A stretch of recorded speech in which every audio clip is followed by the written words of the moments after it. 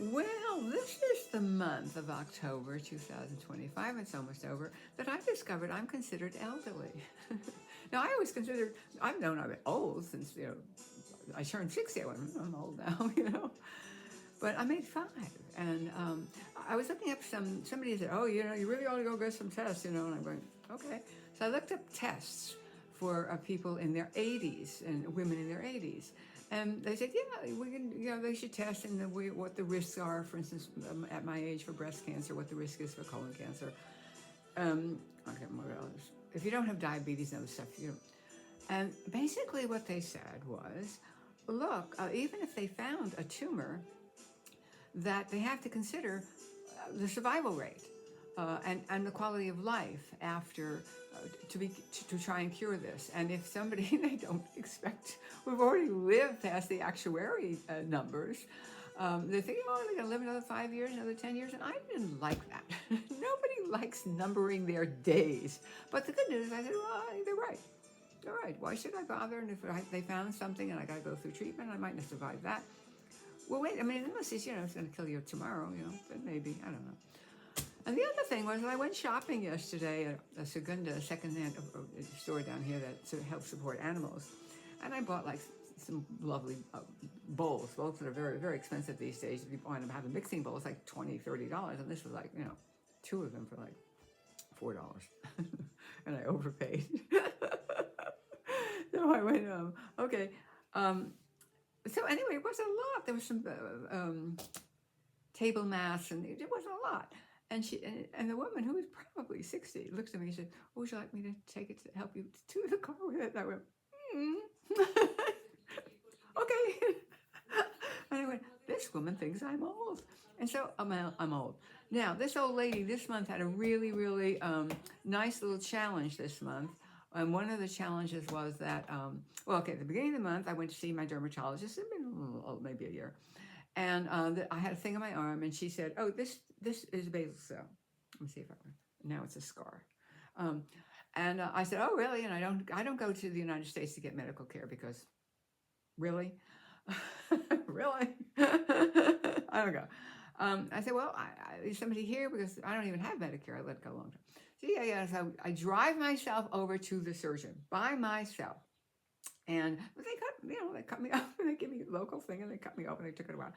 And a week later, I went back and they took the stitches out by myself. And one of the things they say that you don't heal as fast as you get older. But hello, took me 1 week to have the stitches out, the same as when I was in my 30s or 40s. So that was the good news. And then about a week ago, I think you may have I already went, oh my God, that was last week.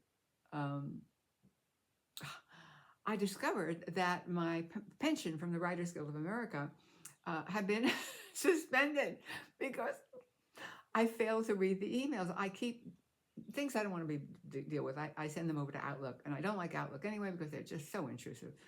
But I do try and check once a month. Only I said I've been remiss. The email that caught my attention was, final notice, your pension will be suspended if you don't respond. I went, oh, I better read this. And I did. And as you know, it turned out that I needed to get notarized, and that was, oh my God.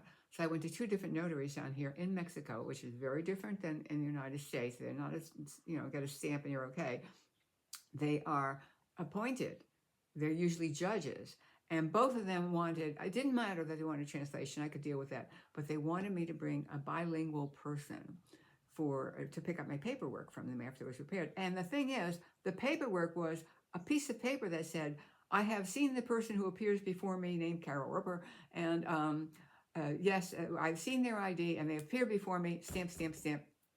So what is this person who's bilingual going to do for me except make one of my friends give up part of their time, or I have to pay somebody to do that? I actually didn't have to pay. I had to find somebody. Well, I have friends, they're all younger than me, so they all work.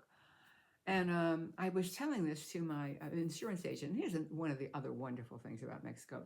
My auto insurance agent, she drops off the policy once a year because she knows that we don't have many people over 65. We don't have printers. What do I need a printer for? For once a year to print out my auto insurance? I don't need a printer. When it finally broke down and I looked at the new ones and I went, oh my God.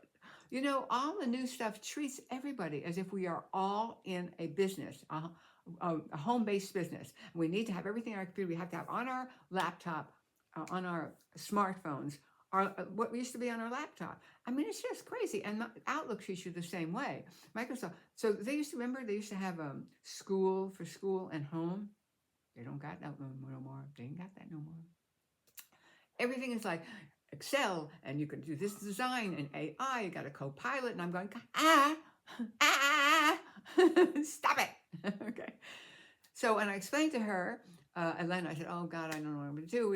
I can't go to the United States. I mean, it's like 200 miles drive, and it's like all day, and they're at the border, and they got to see you, and they ask you questions. Why are you crossing the border? Oh, well, I need to get this notarized. Where do you live? Tell them where you live. It's like she's an American who grew up here in Mexico.